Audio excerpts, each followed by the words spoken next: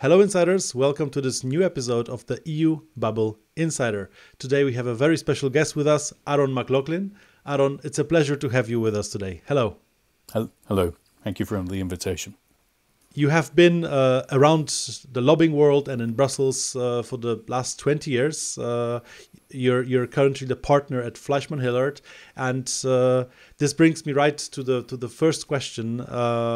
After having so much experience with different projects, different positions in the industry, what do you like most about your job? So the thing I most enjoy is working with a variety of clients, trade associations, companies, NGOs, and is problem solving, is helping them work through this labyrinth of rules and procedures, and helping clients get the outcome that they want, and that leads me most days to learning something quite new, which is fun at the age of 53. And I get to also work with some, smart colleagues who teach me things as well. So I'm pretty, I have a pretty good life. And is there something that you don't like about the work you do? Or maybe about Yes. Brussels? No, I've grown to love Brussels. Took some time.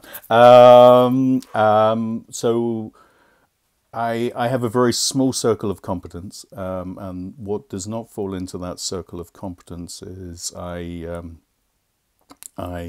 dislike internal meetings, and I'm not very good at them. Secondly, I'm not very good at the sort of contractual paperwork of work, and I have some amazing colleagues who get to do that for me instead. And I think the third thing I dislike is PowerPoint, because I think it's an incredibly poor medium of communication of ideas and information. So I should probably stipulate in any work that I won't be doing PowerPoint. I think most of my clients know that I'm not very good at any of those things. I have to ask then, what's better than PowerPoint? 2-page memos. I think you can convey more information with a view to a recommendation in two pages, spaced, font 12, better than 25 slides PowerPoint with pretty images or just text. So you're trying to convey information to get a decision, and I think a memo is a concise and clear memo, which I know is rare, is a better medium. I realize those views are not particularly fashionable.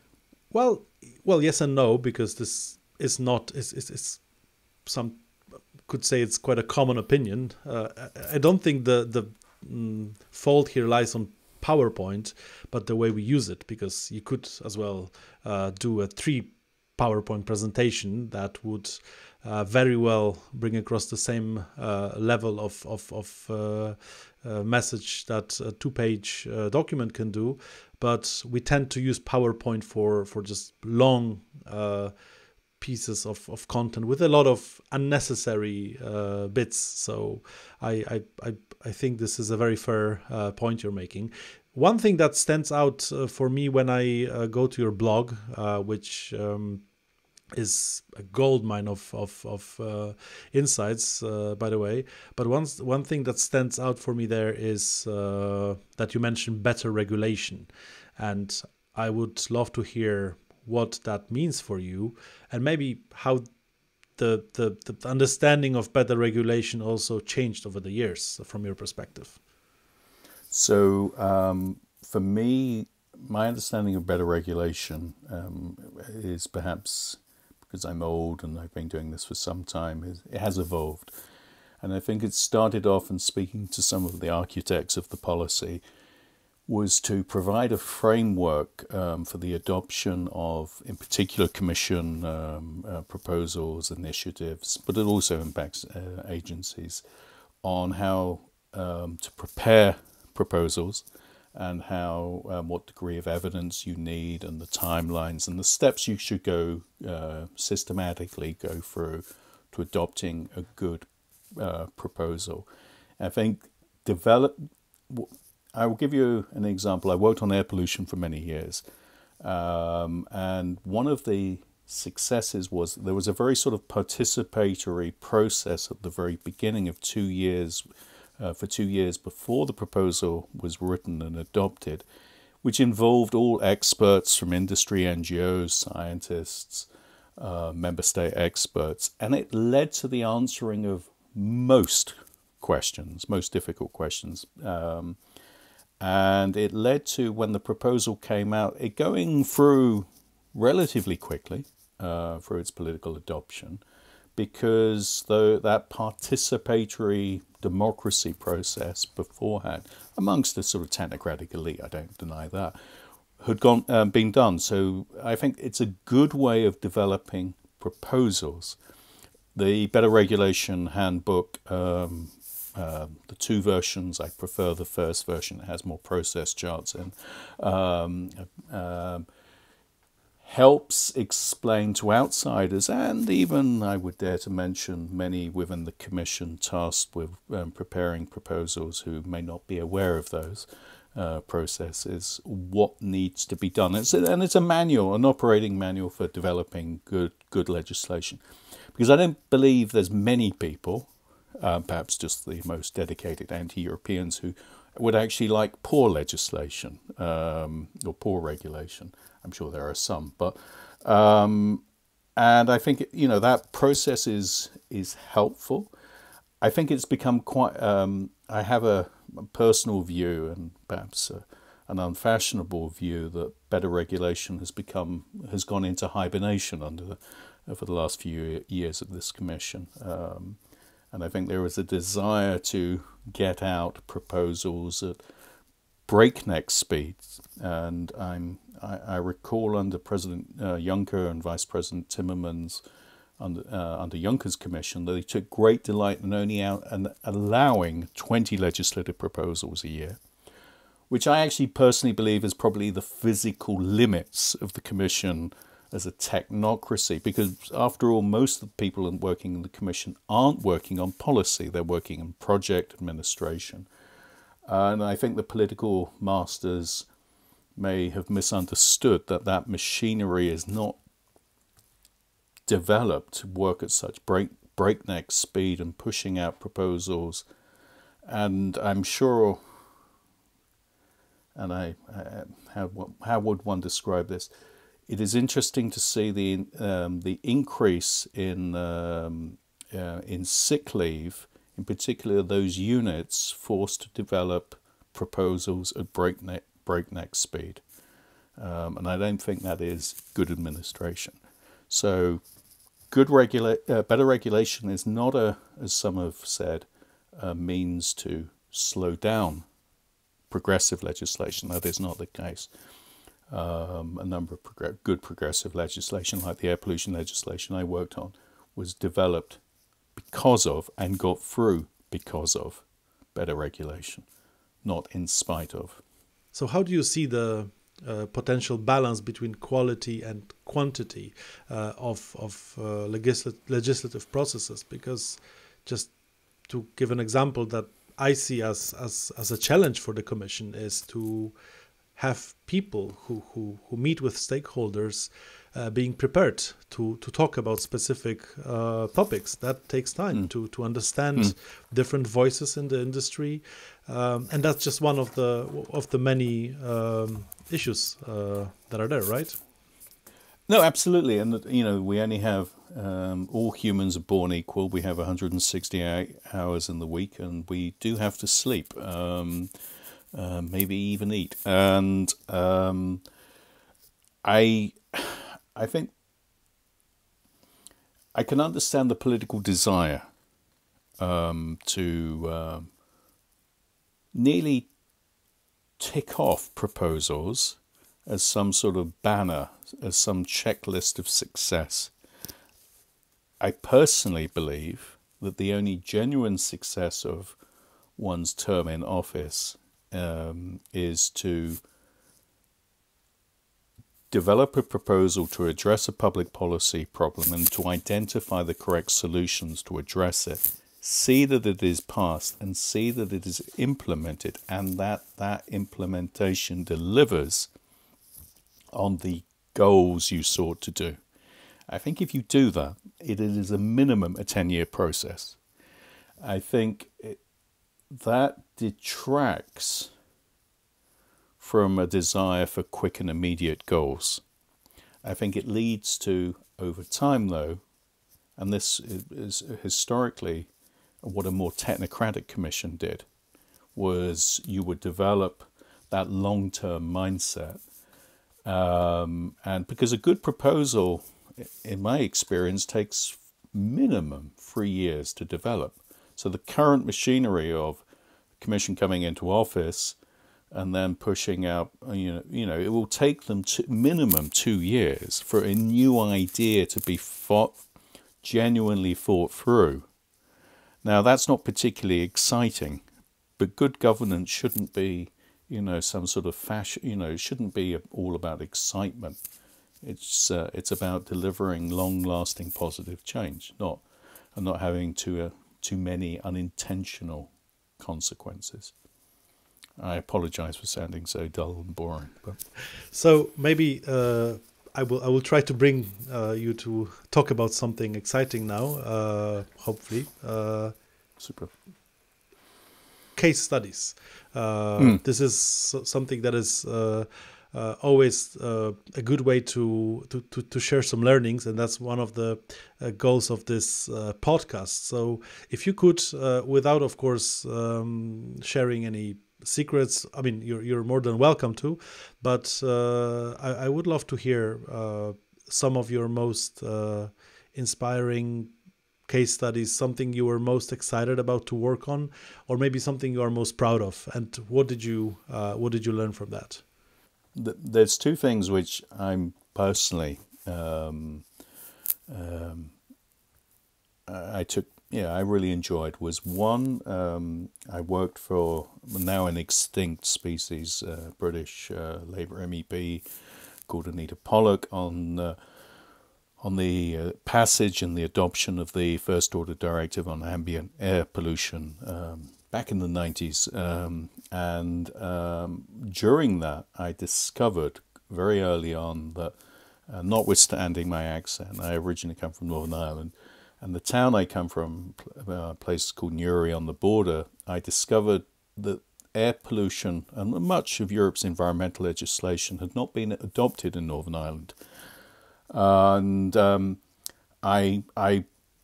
I believe I annoyed my boss so much, and it was under a British presidency, under the then British Labour, new Labour government, and I annoyed her so much that she arranged a meeting with the then Labour Environment Minister, Michael Meacher, and the head civil servant from the Northern Ireland office. And this is actually documented on a very sort of bizarre niche Channel 4 documentary which tracks the passage of this legislation. And the issue was resolved. And there is a air quality monitoring station in Newry, which led the local population to realizing how polluted the air was. So when the issue of a ban on smokeless coal and the shift to non-smokeless coal came up, the local population supported it, even though smokeless coal is more expensive. And so that's and what struck me was when I went home to Newry, I met some people from local government in Northern Ireland who'd been working tirelessly for many years. I think they were slightly shocked that I was only 27 at the time, but there was. It was a useful. I think the lesson learned is one is leverage. you can't do anything on your own, and luck is a huge thing as well. Luck, but finding the right people who can move the levers of the political machine. So I was very fortunate.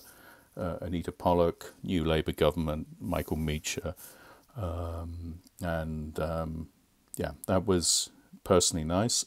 Secondly, and that was pre-digital lobbying. Yes, yes. But I'm a very pre-digital person. And secondly, I did one of my passions is fisheries policy, a very niche, probably fetish community of policy work, and I worked with a lovely organisation called the Baltic Sea 2020, who an amazing Swedish philanthropist who unfortunately died, who spent hundreds of millions of euros on the cleaning up of the Baltic Sea, which in fact should probably be called the Baltic Lake because it's not that deep. And we worked on the reform of the common fisheries policy with an amazing group of MEPs led by Chris Davis, MEP, a British Liberal MEP, to introduce a ban on discards, the throwing overboard of good caught fish.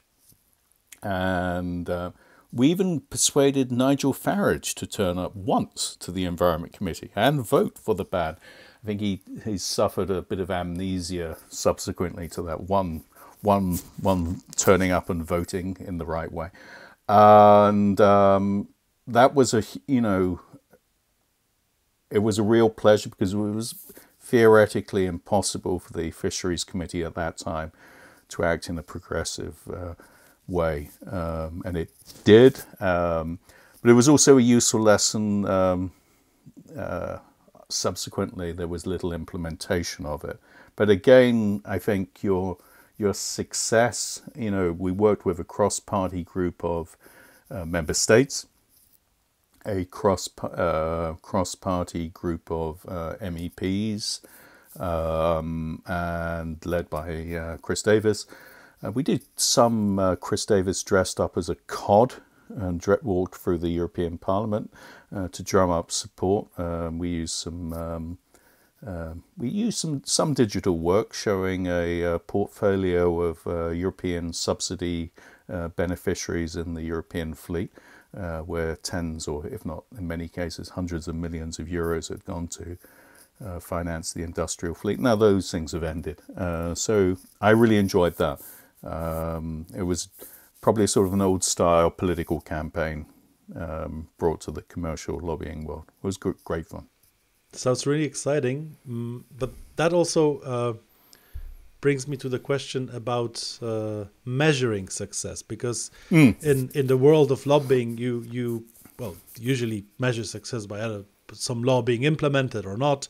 That's the ultimate goal here, but especially for people from outside this world, for PR people, marketers who are used to measuring results of their activities on a weekly, monthly, or sometimes daily basis. How do you measure success? Because if you say the process of working on something should take 3 years, well, will you have 3 year long KPIs? What's the right approach? So I personally believe you need 10-year KPIs. So I used to work for two NGOs, excellent NGOs, International Fund for Animal Welfare and WWF on fisheries. And they had a longer time horizon. And for me, the time horizon is getting the policy taken up, a proposal tabled, proposal is secured intact and implemented, and the goal that you wanted delivered. That is minimum 10 years, and I realize very few people have that patience factor. And so I think the common KPI, measures of success is meetings, parliamentary questions, amendments, and I think I don't mean to be impolite, but there's sort of vanity measurements. You could sort of go and meet your own friends all the time, or supporters, and go, look, we've met many friends, and you're going, yes, but you had their vote, whatever. So I think for me, the basic core measurement is, did you get the political support, not just in the parliament, but in the council, and that piece of legislation? You can go to the official journal at the end of the day and you can admire your craftsmanship or your bad drafting and go, oh, I didn't mean to write that, or I did mean to write that. So I think that is a measurement of success, which is the basic one. But that is a 3-year measurement at the minimum. But then that kind of high-level goal doesn't help in keeping your team motivated. I think one's obligation is to help your colleagues see reality. I think perhaps parenting teaches you this, that things progress doesn't happen instantly. I don't think any good thing happens quickly, and if people's perspective is blips on their viewing feed of TikTok or some other social media, maybe they should try another career. I know probably the most influential, there's 5 officials in environmental policy who are the most influential. None of them have a social media presence. I don't believe any of them. I think they have a LinkedIn profile, which would have me with a picture of with hair on. I've long lost my hair, so it's we have it. I've never used it. So I think that short-termism isn't a good measure of, bringing an issue to people's attention, bringing solutions that they buy in. There's a process of germination. I think the best book which explores this is by an American academic, John W. Kingdom. It's called Agendas, Public Policy and Alternatives, or something like that.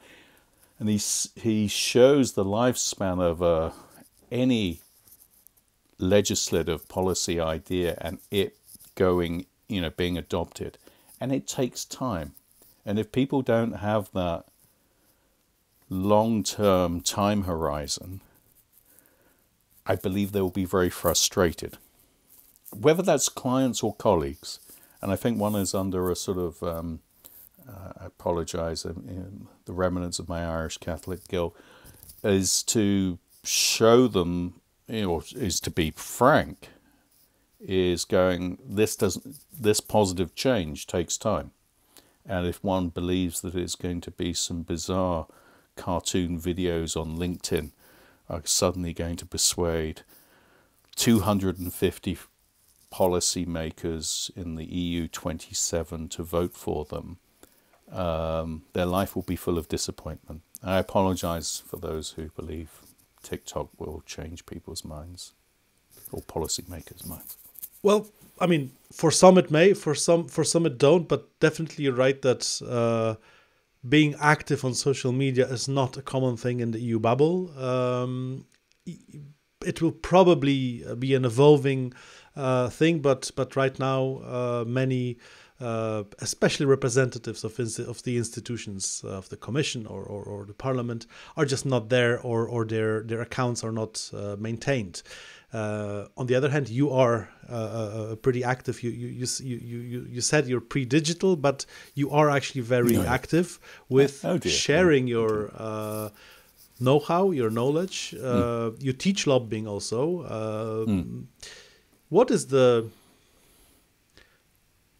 helicopter view message you're trying to bring across to your students, to your readers? What is the main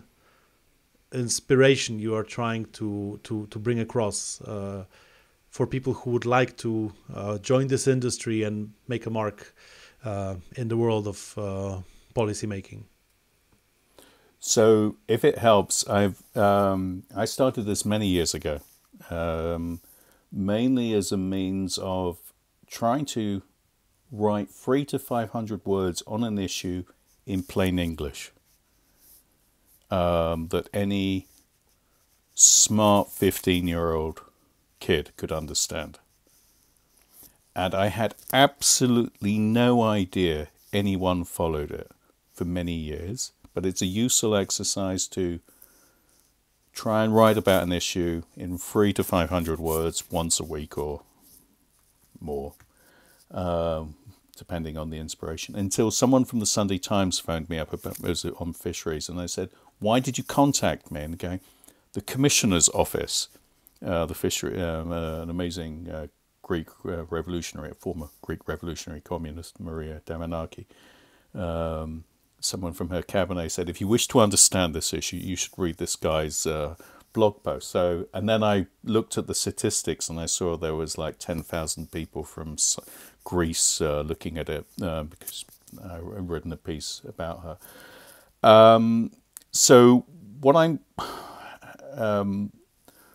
trying to do is, I think people pretend that what we do is very complex and difficult.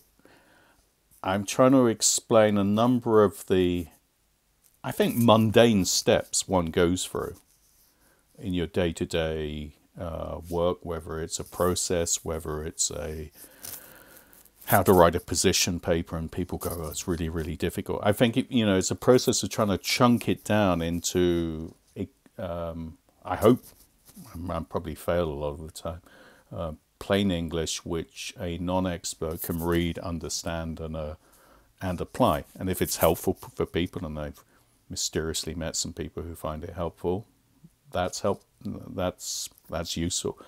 But I do it in a sort of quite selfish way, to try and crystallize my thoughts into, so I understand it better, because I think the best way to understand something is to write it down, and then you realize, usually your first draft, how little you understand about an issue.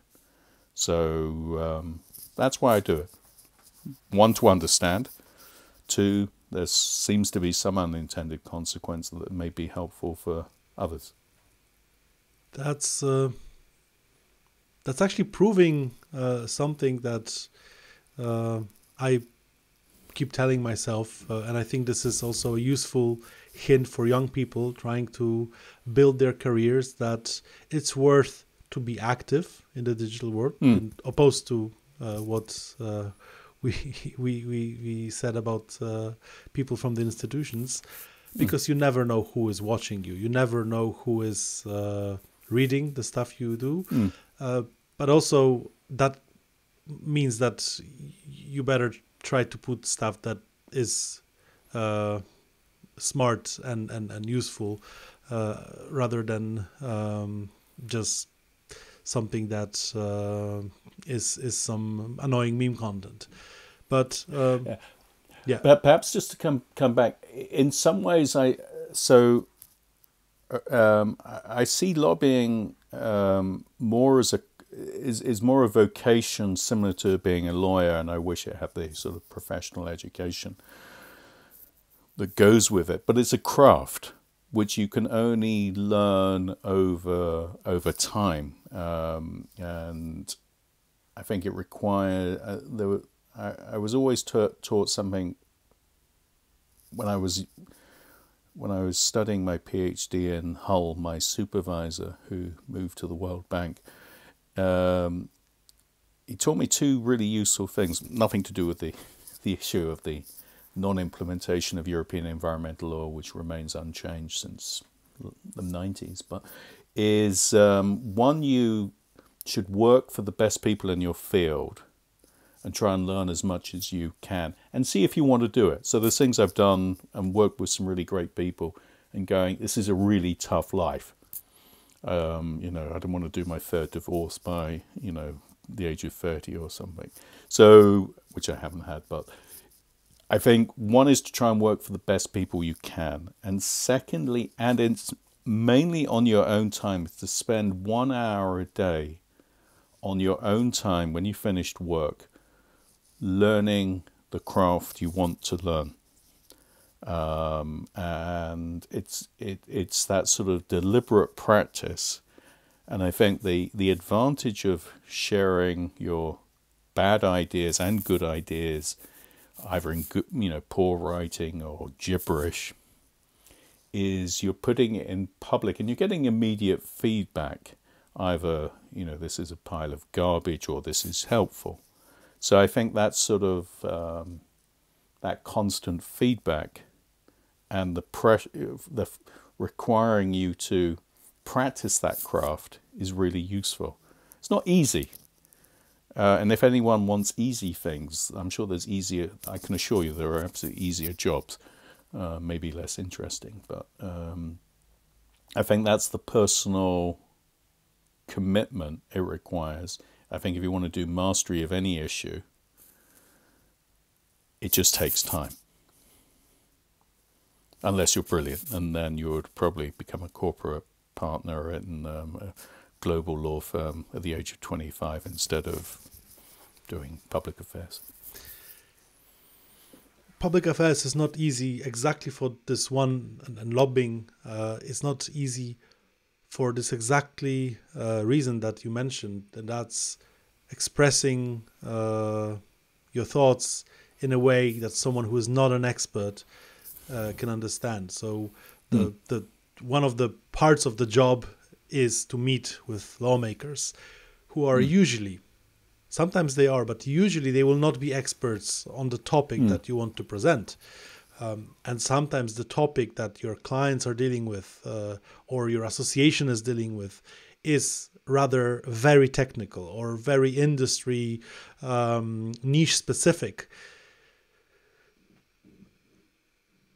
If you could maybe try to give us this, if it's possible, 2-3 minute masterclass now on how to actually do it well, how to find the right words. Have you? What's your way to deconstructing complex messages into this clear, understandable language? So I think it's three things.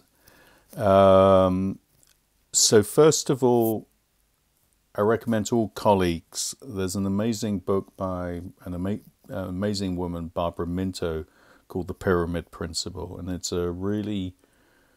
she was the first Harvard MBA female graduate, first female partner at McKinsey, and she's the woman who taught McKinsey how to write very well and communicate incredibly well. If you've ever been in any meetings with McKinsey partners, it's a pleasure to see them communicate. And she shows this systematic way of breaking down your thinking process and your written communication, which makes it far easier for your intended audience to understand.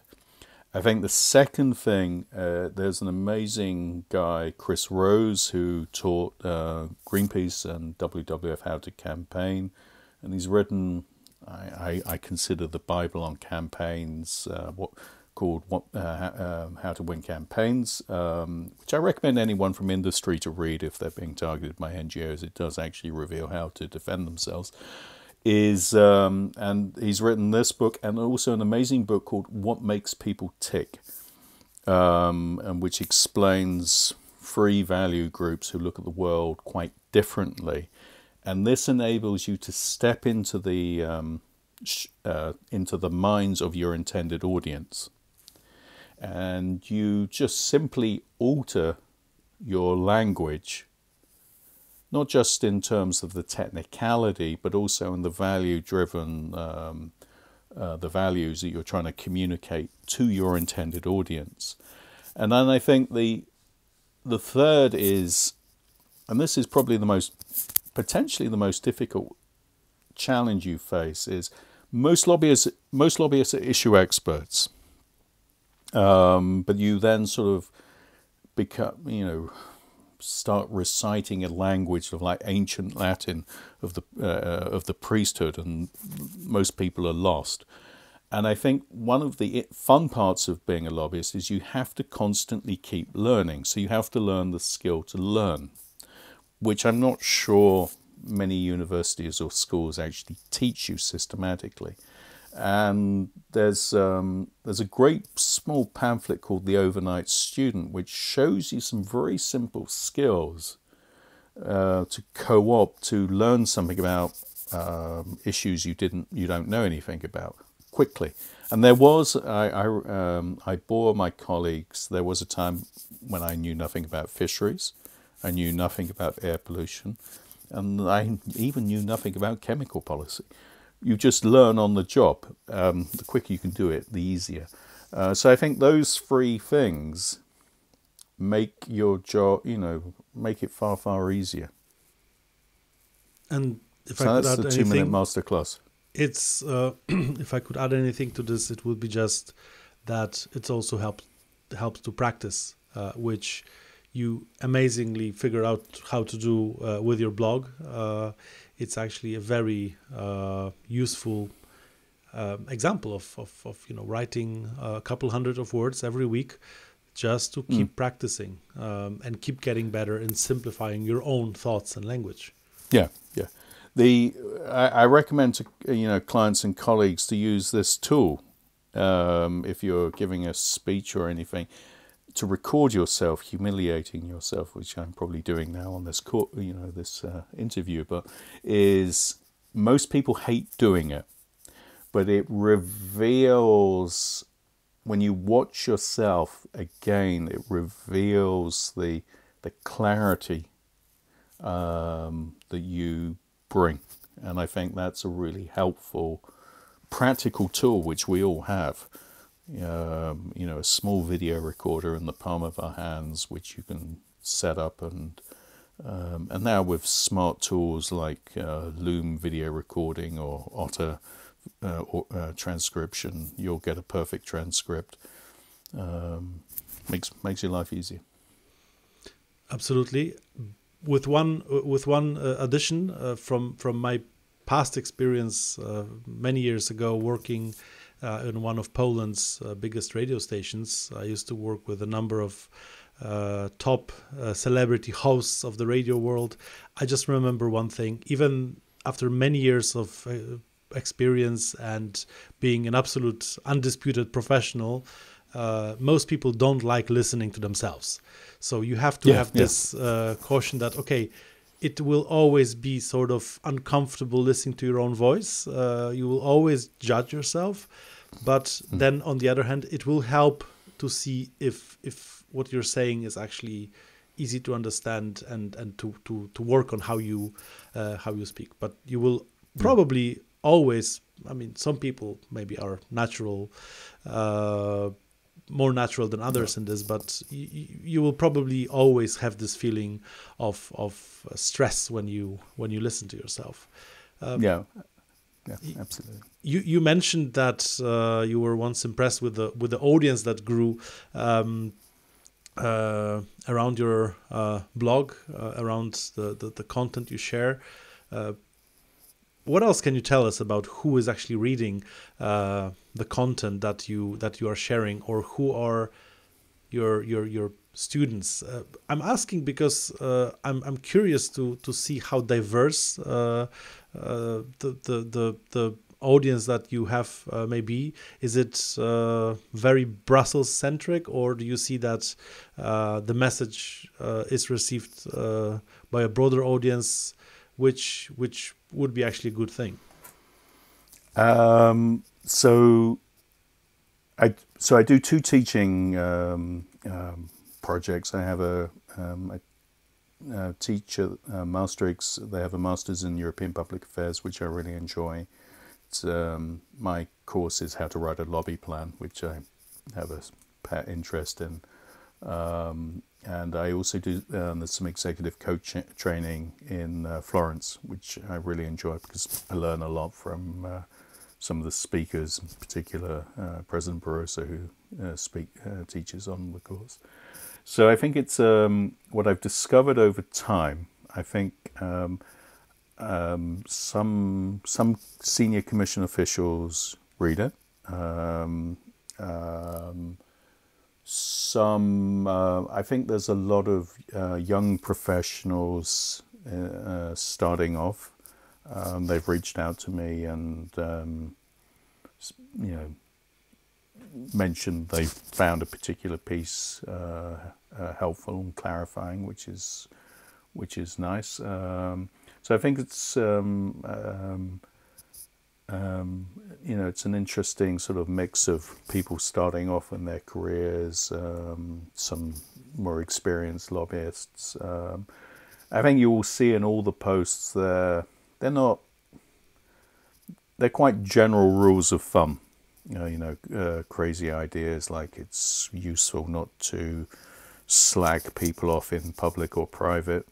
Brussels is a very small world. I remember years ago having coffee with some friends, and two Finnish people were condemning someone and didn't realize the Swedish-speaking Svenska Finn in fact knew this person and knew those two people. So I think these are sort of general rules of general advice. And of course keep the more the most valuable parts just for me. I'm not putting that out into the public domain, so to speak. But I've I contributed to a book by Alan Hardacre.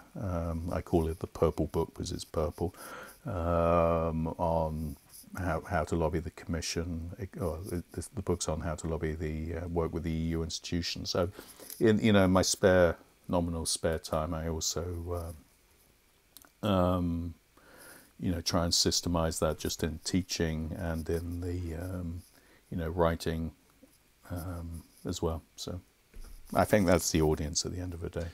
I was asking, and I've met some people abroad as well, which is a bit weird, but there are people outside Brussels. I was asking, and I can actually confirm that the audience of the EU Bubble Insider is also, well, it's mainly Brussels, but for example, there is a US audience. We have visitors, especially on the website, where it's possible to see even the smaller groups of visitors, even from Turkey or but mainly it's Brussels. But I wanted to ask you about the expression, the meaning of the EU bubble, because it's called bubble for a reason. Bubble as in a closed environment. There are different ways to explain why is the Brussels bubble. Some more positive, some more negative. Do you see that the bubble has maybe opened itself a bit in the past years, or is it still a closed environment, a bit detached from the rest of the continent? How do you see that? So I've been here pre-enlargement. So in terms of nationalities, it's expanded considerably. I would still see it as an essentially a very sort of upper middle class project. The amount of people I have met who have worked in a factory or on a building site is incredibly small. I think the greatest challenge it faces is its lack of, and this may seem very old-fashioned to use the word class, but the lack of class diversity of backgrounds is not positive, because I think it leads to a monocultural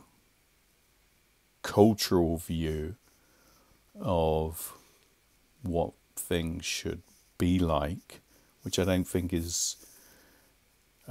reflects the reality of normal families working often struggling to make a good living, to look after their families, and in particular, I've realised for many people looking after their aged parents, and to bypass that all because of some sort of heterogeneous monoculture, I don't think it's positive. And I have absolutely no way to change that. So, but if you could change something, Aaron, like one game-changing thing about how Brussels works, how the EU bubble works, what would that be? I think I lack all ambition on that. My creative skills are...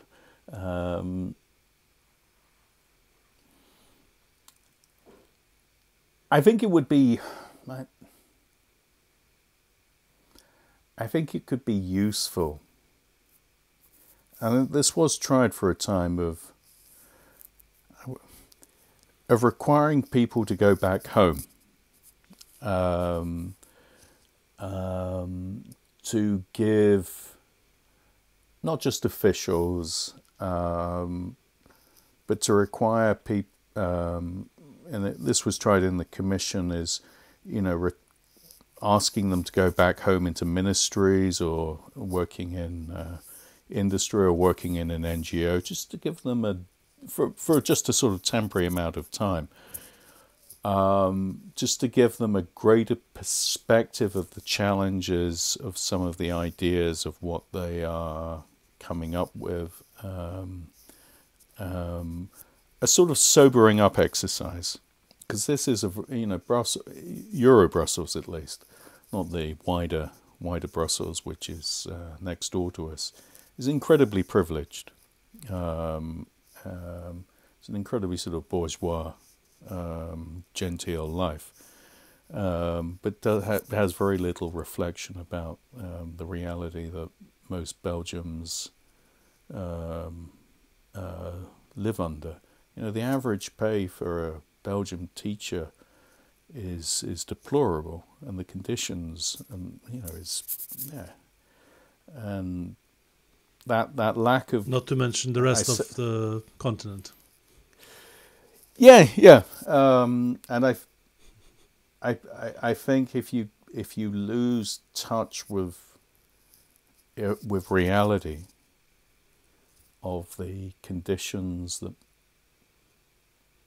genuine hard-working families have to endure, that's not a positive thing, to lose touch with your market. And I'm a committed pro-European. I believe it. I discovered by accident I have the most average DNA in Western Europe, which was an advantage I discovered. But it's incredibly constructive and positive. But I think it was born from people who, the founding fathers and those who helped them, was a genuine desire to increase the core living standards of the average European, and I think that was a positive project. I'm not a Marxist, I absolutely assure you. But that's definitely something that is not how it's supposed to be, how it should be. So, a very good point.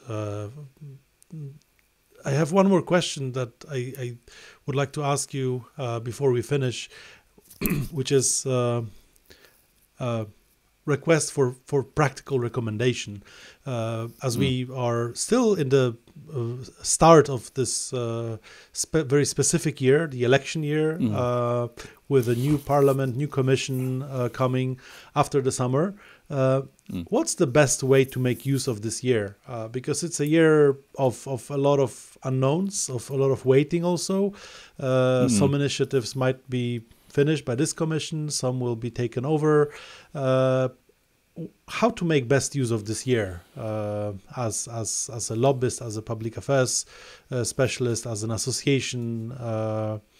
What's your recommendation on that? So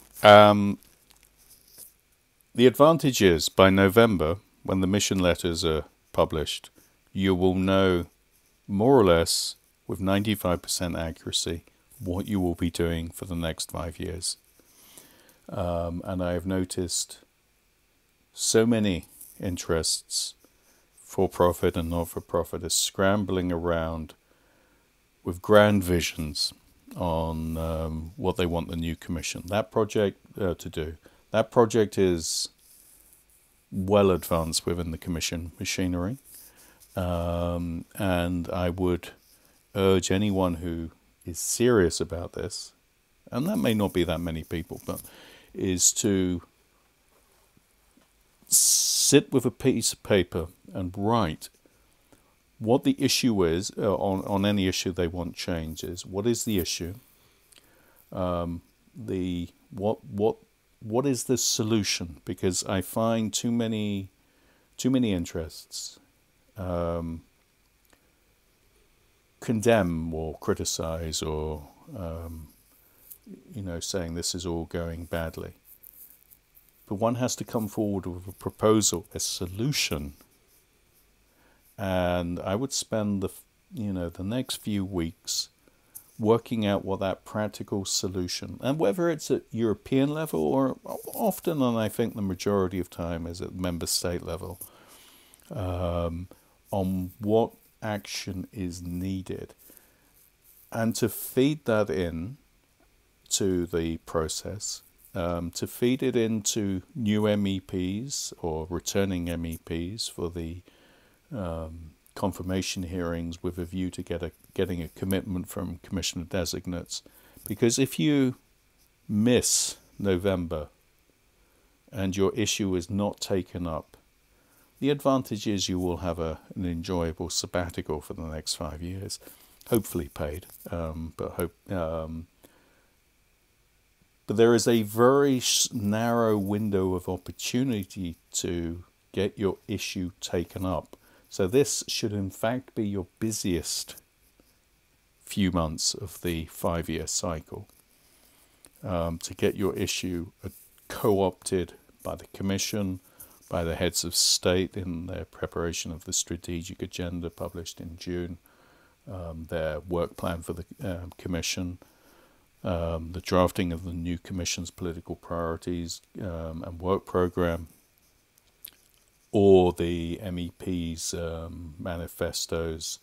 And I think it is to spend, on a more practical note, is to have that, if you have any spare time, is to have a focus on a constructive relationship with key member states, their political advisors to the ministers, to senior and technical desk officers in the Commission, and political group advisors in the Parliament, who will return, not just group advisors and key staff. I think that will keep, the returns from that will be positive.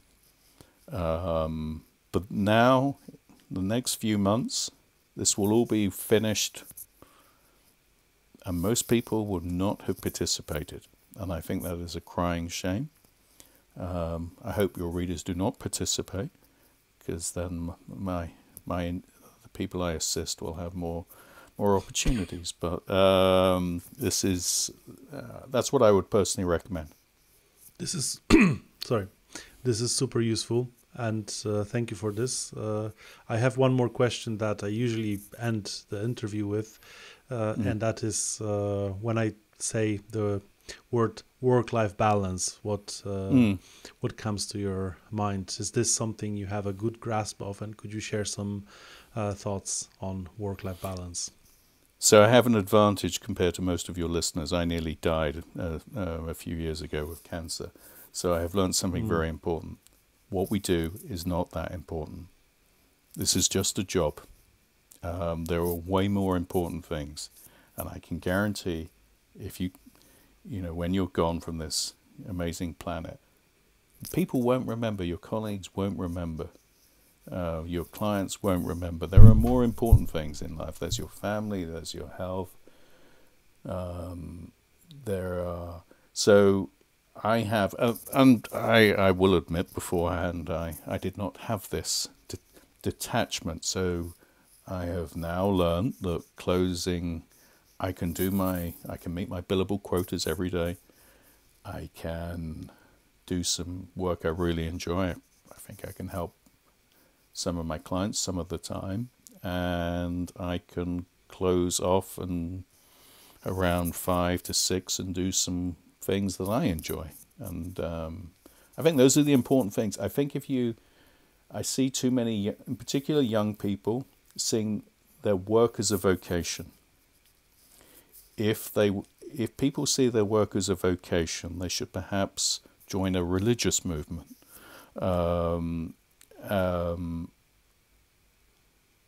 Because this is just a job.